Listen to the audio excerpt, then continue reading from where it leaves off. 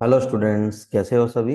आज हम स्टार्ट करने जा रहे हैं हमारा next chapter D and F block. Easy chapter है, थ्योरेटिकल चैप्टर है, कोई न्यूमेरिकल नहीं है यहाँ। ठीक है, ये 6 to 7 मार्क्स का आता है। तो सबसे पहले आता है कि ट्रांजिशन एलिमेंट क्या होते हैं। ऐसे एलिमेंट जिसमें partially filled D sub shell होती है, किसमें, या तो एटम में या ion in most common oxidation state. सारे के सारे डी ब्लॉक एलिमेंट को हम ट्रांजिशन एलिमेंट बोलते हैं। किसको छोड़ के? Zinc, cadmium, mercury. ये क्वेश्चन आ सकता है, ठीक है, याद रखना है। तो अब फिजिकल प्रॉपर्टीज से पहले तुमको ये सीरीज याद होनी चाहिए।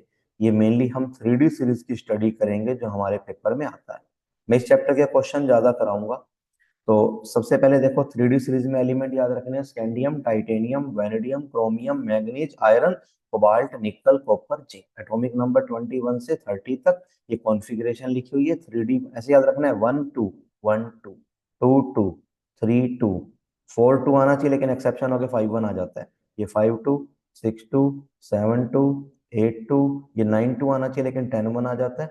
ये 10 2, मतलब 30 को 20 + 10 लिख दो, 2 + 10। ठीक है। तो अब अगर अनपेड इलेक्ट्रॉन देखें तो यहाँ एक अनपेड है, या दो अनपेड है, या तीन अनपेड है, या पांच और एक 6 अनपेड है, या पांच अनपेड है, या 6 है। तो अगर तुम डी में 6 इलेक्ट्रॉन भरोगे तो वैसे देखो, एक, दो, तीन, चार, पांच, पांच और बटे होते हैं, छठा यहाँ आएगा, अनपेड 4 हो गई। सात में 3 हो गए, आठ में 2 हो गए, नौ में 1 हो गया, 10 में 0 हो गया। तो सारी की सारी प्रॉपर्टी मोस्टली अनपेयर्ड इलेक्ट्रॉन पर डिपेंड करती है। Melting point is directly proportional to number of unpaired electrons. दूसरी बात, metallic character is directly proportional to number of unpaired electron. Magnetic behaviour is directly proportional to number of unpaired electron. Colour क्यों होगा? Due to unpaired electron. तो अब एक बात बताओ, highest melting point किसका होगा? क्रोमियम का। बोलो, 3D सीरीज में हाईएस्ट मेल्टिंग पॉइंट किसका होगा? 3D सीरीज में हाईएस्ट मेल्टिंग पॉइंट किसका होता है? क्रोमियम का। हाईएस्ट मेल्टिंग पॉइंट किसका होता है? क्रोमियम का। लोएस्ट, जिसके पास कोई अनपेयर्ड नहीं होगा, जिसके पास कोई अनपेयर्ड नहीं होगा, देखो ये रहा जिंक। जिंक के पास कोई अनपेयर्ड नहीं है, 0 अनपेयर्ड है। क्रोमियम में सबसे ज्यादा। समझ में आ रहा है? अच्छा, एक बात और समझो। Chromium to manganese sharp decrease in melting point. ये क्वेश्चन आता है, तो इसका आंसर क्या लिखना है? Due to extra stable, extra stable electronic configuration of manganese, it does not form bond bond with other manganese, with other manganese. ठीक है बच्चों, क्लियर है? तो अच्छा, अब ये समझ में आया सभी को? तो अच्छा, एक बात, तो वैसे ओवरऑल पूरी पीरियोडिक टेबल में हाईएस्ट मेल्टिंग पॉइंट किसका होगा? पूरी की पूरी पीरियोडिक टेबल में वैसे हाईएस्ट मेल्टिंग पॉइंट किसका होता है? टंगस्टन का। हाईएस्ट मेल्टिंग पॉइंट किसका होता है? डब्ल्यू, टंगस्टन का। ठीक है, वो क्रोमियम से नीचे आता है। ठीक है, क्रोमियम, मोलिब्डेनम, टंगस्टन। अच्छा, मैग्नेटिक बिहेवियर।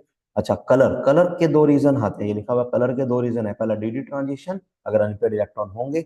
और कई बार क्या होता है, अनपेड इलेक्ट्रॉन नहीं होते फिर भी वो कलर शो करता है, उसका रीजन आता है चार्ज ट्रांसफर थ्योरी। मतलब अगर अनपेड इलेक्ट्रॉन एब्सेंट है और चार्ज बहुत ज्यादा है, जैसे कि MnO4, K2Cr2O7, CrO2Cl2। Magnetic movement निकालने का फॉर्मूला होता है √n × n+2 Bm। n होता है नंबर ऑफ अनपेड इलेक्ट्रॉन। अगर अनपेड इलेक्ट्रॉन है तो वो पैरा, अगर अनपेड नहीं है तो वो क्या होगा? डाया।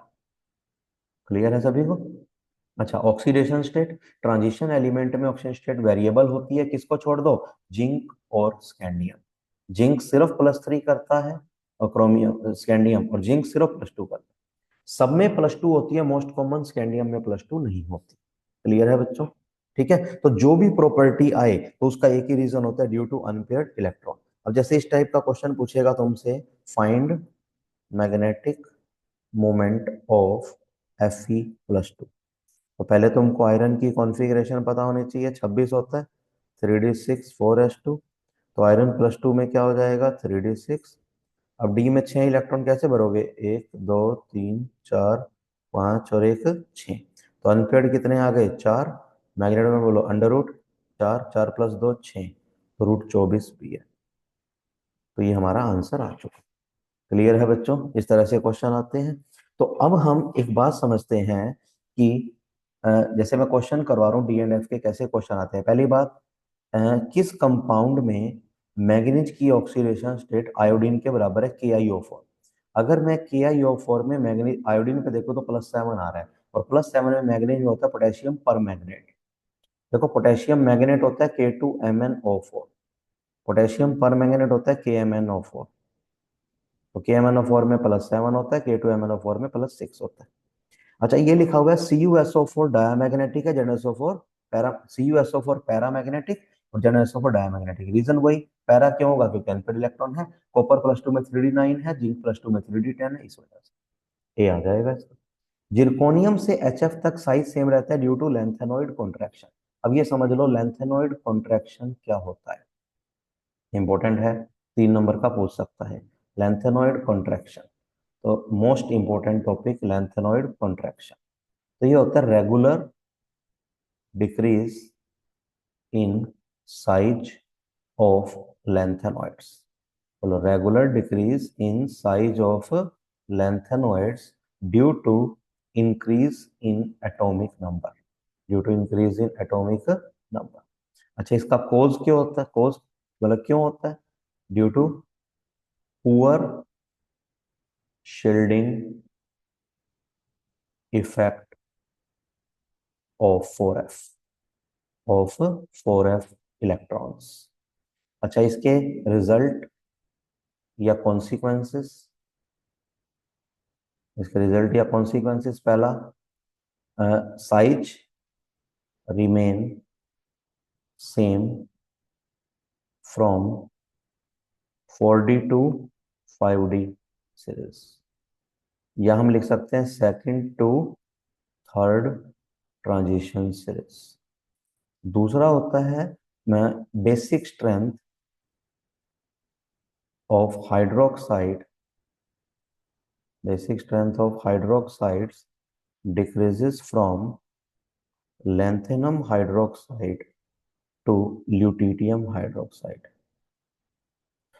और third, ionic radius decreases from lanthanum +3 to lutetium +3।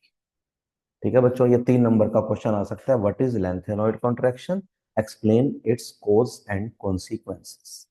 Clear है। तो जिरकोनियम से HF तक साइज सेम है ड्यू टू लेंथेनॉइड कॉन्ट्रैक्शन। अब ये बोला है कि एटॉमिक नंबर 25 है, उसका डाइवेलेंट आयन लेना है। 25 में अगर तुम कॉन्फ़िगरेशन बोलोगे 3d5 4s2, इसका डाइवेलेंट लोगे तो मतलब 2 इलेक्ट्रॉन निकाल दोगे तो 25 आ जाएगा 3d5। 5 है तो अनपेड इलेक्ट्रॉन कितने हैं, 5। अगर अनपेड 5 है, देखो अगर अनपेड 1 है तो मैग्नेटिक मोमेंट 1 पॉइंट कुछ होता है, 2 है तो 2 पॉइंट कुछ, 3 है तो 3 पॉइंट कुछ, 4 है तो 4 पॉइंट कुछ, 5 है तो 5 पॉइंट कुछ। वैसे तुम 5 × 7 35 करोगे, 35 का रूट 5.9 होता है।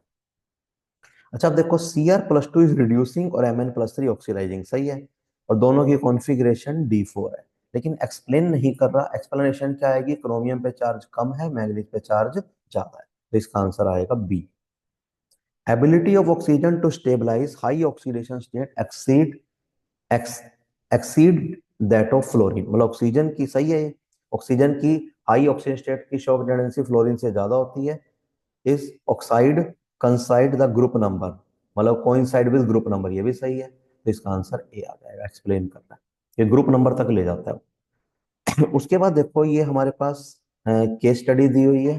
व्हाई डू कैटायन और transition exhibit in various valence state, तो due to presence of unpaired electron. कुछ ना पता हो तो एक ही लिख देना, due to presence of unpaired electron, due to presence of unpaired electron. How are oxide and oxo metal formed, कैसे बनता है मेटल, जब ऑक्सीजन से रिएक्ट करेगा तो मेटल ऑक्साइड और ऑक्सो एनायन बनेगा। अच्छा, mention the trend in ionic character when oxidation number of metal increase, discuss with example. अब बताओ, ऑक्सीडेशन नंबर बढ़ने से, ऑक्सीडेशन नंबर बढ़ने से साइज ऑफ आयन डिक्रीज करेगा। ऑक्सीडेशन नंबर बढ़ने से, जैसे देखो Mn+7 और Mn+6, किसका साइज ज्यादा होगा, Mn+6 का ज्यादा होगा। क्योंकि जो ऑक्सीडेशन स्टेट होती है, जो हमारे पास साइज होता है, साइज ऑफ आयन, वो inversely proportional to positive charge और directly proportional to negative charge होता है। ठीक है बच्चों, क्लियर है सभी को, आया समझ में? Right two factor on which the distortion in oxidation of transition metal depend, किस पे डिपेंड करेगा? Unpaired electron. किस पे डिपेंड करेगा बोलो? अनपेयर्ड इलेक्ट्रॉन, दूसरा चार्ज, दो चीजों पे डिपेंड करेगा। अच्छा, explain the following member of length actinoid series exhibit large number of oxygen state than corresponding member of lanthanoid. देखो मैं एट्थ क्वेश्चन करवा रहा हूं। एट्थ क्वेश्चन में क्या है?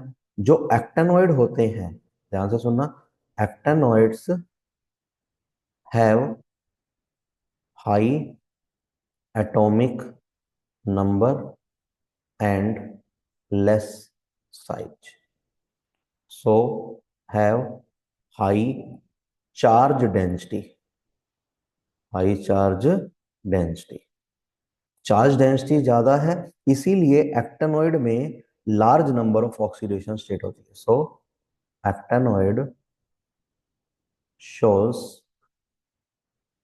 Large number of oxidation state than lanthanolids, than lanthanolids। और जो एक्टेनॉइड की ऑक्सीडेशन स्टेट होती है वो क्या क्या होती है? वो होती है +2, +3, +4, +5, +6, +7। वैसे +2 नहीं होती, बहुत रेयर है, 3 से 7 तक लिख दो बस। और जो लैंथेनॉइड की होती है, जो लैंथेनॉइड में ऑक्सीडेशन स्टेट होती है 2, 3, 4 होती है बस, 2, 3, 4। ठीक है, है समझ? अच्छा, उसके बाद हमारे पास आता है how would you account for the following many of transition known to form interstitial compounds. देखो नाइन्थ क्वेश्चन में है इंटरस्टिशियल कंपाउंड क्यों बनाते हैं।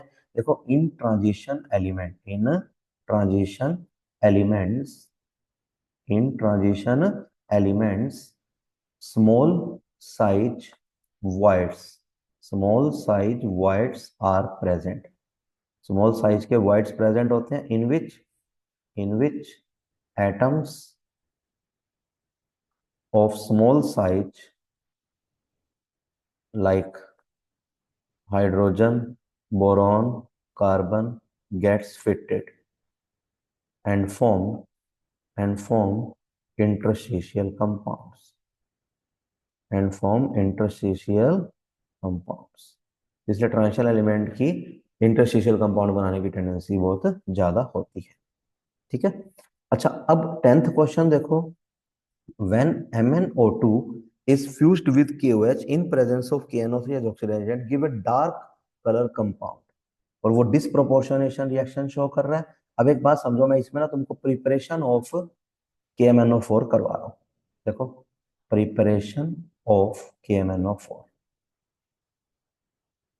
KMnO4 की प्रिपरेशन मैं दो कराऊंगा। इसका जो और होता है वो होता है MnO2, जिसको हम बोलते हैं पायरोल्यूसाइड, पायरोल्यूसाइड।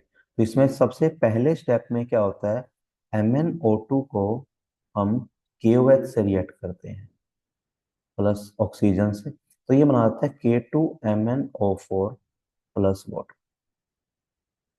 Plus water. और फिर स्टेप 2 में क्या होता है, जो K2MnO4 होता है, जो K2MnO4 होता है उसको हाफ क्लोरीन से रिएक्ट करवा दो, तो ये बन जाता है KMnO4 प्लस KCl। ठीक है, KMnO4 बन जाता है। क्लियर है बच्चों? तो जो पहला हमारे पास जो इस ये कंपाउंड बनता है वो कैसा बनता है, जो KMnO4 होता है उसका कलर कैसा होता है, पर्पल। और जो एक्वस में इसका कलर होता है वायलेट, पर्पल इन सॉलिड, और एक्वस में कैसा हो जाता है, वायलेट। क्लियर है बच्चों? तो MnO2 को जब KOH से रिएक्ट करवाएंगे तो ये डार्क ग्रीन कंपाउंड देगा A, तो A बन जाएगा K2MnO4, और एक पर्पल कलर कंपाउंड बना रहा है B, मतलब KMnO4 बन रहा है, और alkaline solution of B oxidise Ki2 compound C, मतलब B का जो अल्कलाइन सॉल्यूशन है मतलब KMn। देखो इसमें हमारे पास ये हो जाएगा A, ये हो जाएगा B। जो इसका अल्कलाइन मीडियम है KMnO4, जब Ki से रिएक्ट करता है अगर ये एसिडिक मीडियम में रिएक्ट करवाए, कौन से मीडियम में रिएक्ट करवाए, एसिडिक में, तो Ki बनता है I2। अगर ये रिएक्शन अल्कलाइन मीडियम में रिएक्ट करे, इसमें रिएक्ट करे बोलो अल्कलाइन में, तो ये बना देता है KiO3। ये याद रखना है, एसिडिक मीडियम में Ki बदलता है I2 में, मतलब -1 से 0 में, और अल्कलाइन में जो Ki बदलता है KiO3 में बदलता है। क्लियर है बच्चों, आया समझ में? तो जो A बनेगा यहाँ पर K2MnO4, B बनेगा KMnO4, C बनेगा KiO3, ठीक है। और B ऑक्सीडाइज D2I2, अगर एसिडिक मीडियम में D बनेगा I2, तो A यहाँ पर आ जाएगा K2MnO4, B आ जाएगा KMnO4, अल्कलाइन मीडियम में C बनेगा KiO3, और D बनेगा एसिडिक मीडियम में I2। अच्छा, similarity and one difference between lanthanoid और एक्टिनॉइड, ये समझो, बहुत इंपॉर्टेंट है। Similarity between lanthanoid and actinoid, similarity between lanthanoid and actinoid. पहली सिमिलरिटी, बोथ शोज कॉन्ट्रैक्शन, जिसमें लैंथेनॉइड शो करता है लैंथेनॉइड कॉन्ट्रैक्शन और एक्टिनॉइड शो करता है actinoid contraction. Second, both shows most common +3 oxidation state. अच्छा, अब आता है difference between lanthanoid and actinoid. बोलो, difference between lanthanoid and actinoid. Difference बोलो, दोनों में क्या क्या डिफरेंस होगा? एक साइड लिख रहा हूं लैंथेनॉइड और एक साइड लिख रहा हूं एक्टिनॉइड।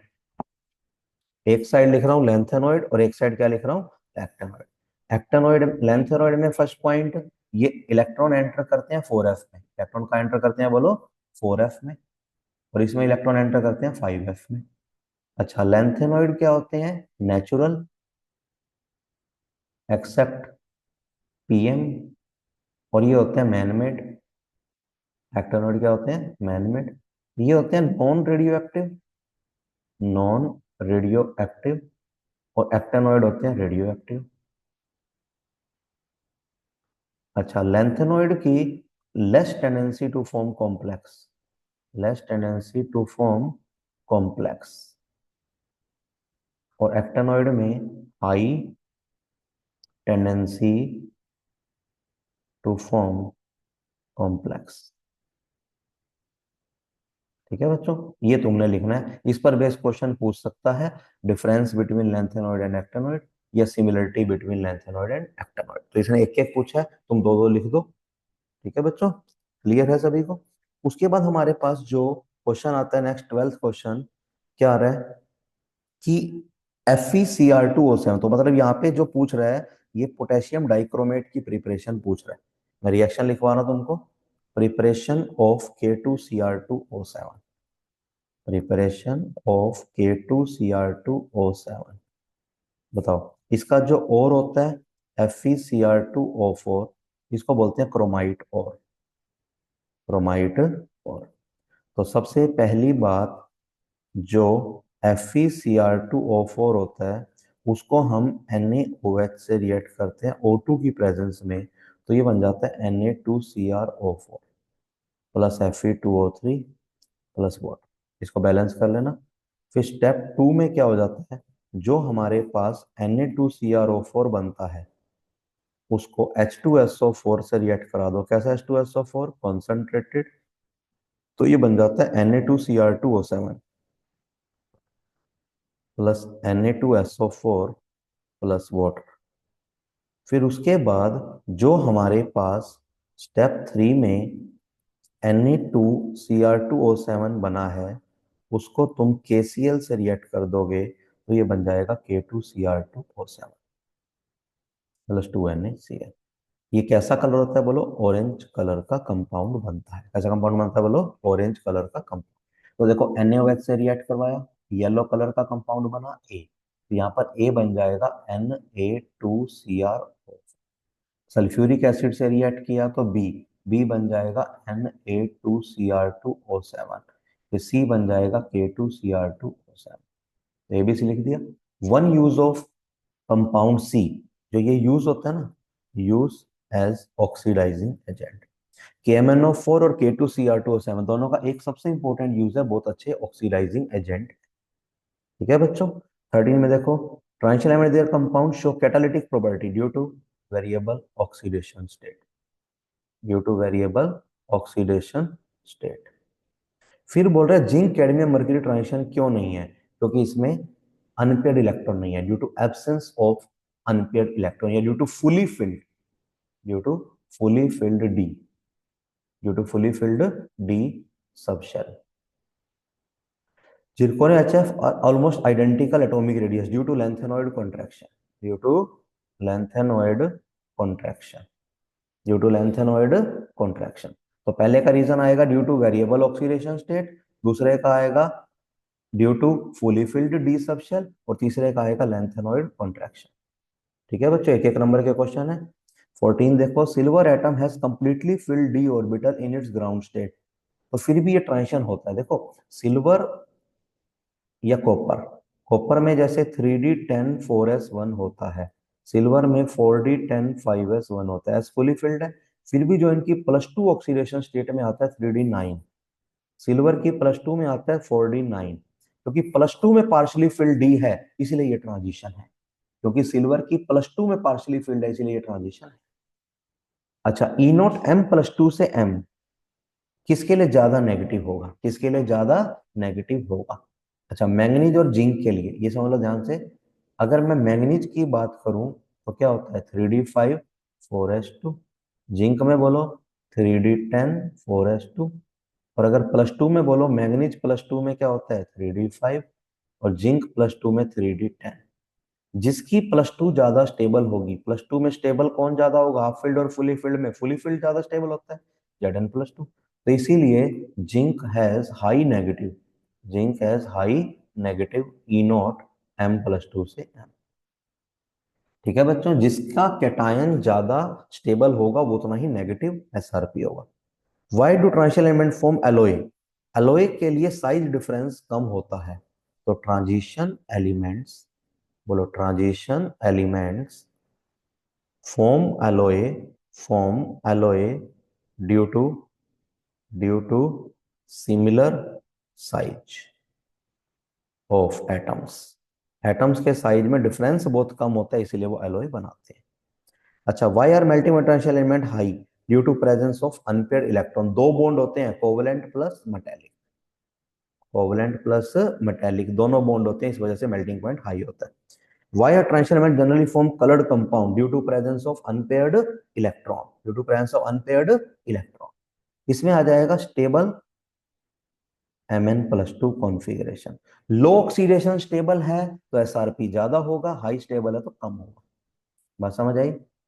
अच्छा, 16th क्वेश्चन देखो, with reference to structural variability and chemical reactivity write difference between, बता दिया मैंने, ये डिफरेंस लिखवा चुका हूँ, difference between lanthanoid and actinoid. बोलो difference between lanthanoid and actinoid, ये लिखवा दिया। ठीक है, कर लोगे? डिफरेंस बिटवीन लैंथेनॉइड और एक्टेनॉइड तुम्हारे सामने ये लिखा हुआ है।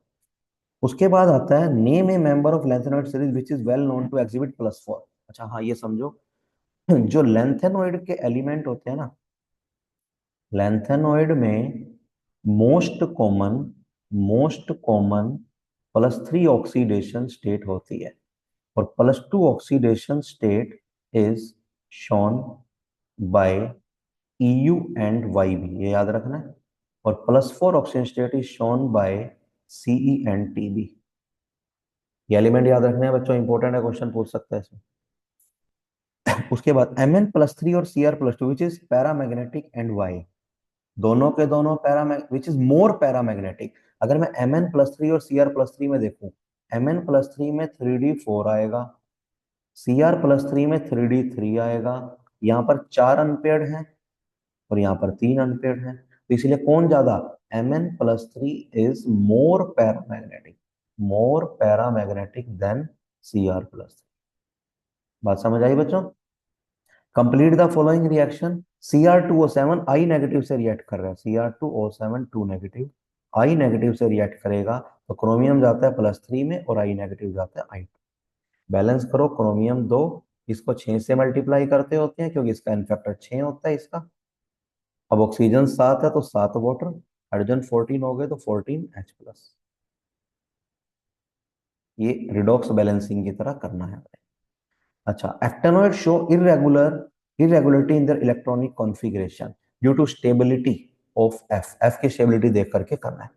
Transition element form large number of complex due to high ionic potential, या हाई चार्ज पोटेंशियल लिख सकते हैं इसको, high charge potential, charge by size इसका ज्यादा होता है। Out of Cu+2 and Cu+1 which is unstable in aqueous, Cu+1 D, एक लाइन बहुत इंपॉर्टेंट है, ड्यू टू, देखो एक बात समझो, कॉपर+1 ये होता है 3D10 और कॉपर+2 3D9। तो कौन ज्यादा स्टेबल है? अगर मैं बोलूं stable in gaseous medium, stable in gaseous medium वो होगा Cu+1, और स्टेबल इन एक्वस मीडियम वो होगा Cu+2, due to high charge, due to high charge. High charge की वजह से कॉपर+2 स्टेबल होगा। क्लियर है? The lowest oxygen state of transition element in base is basic where high oxygen amphoteric और acidic.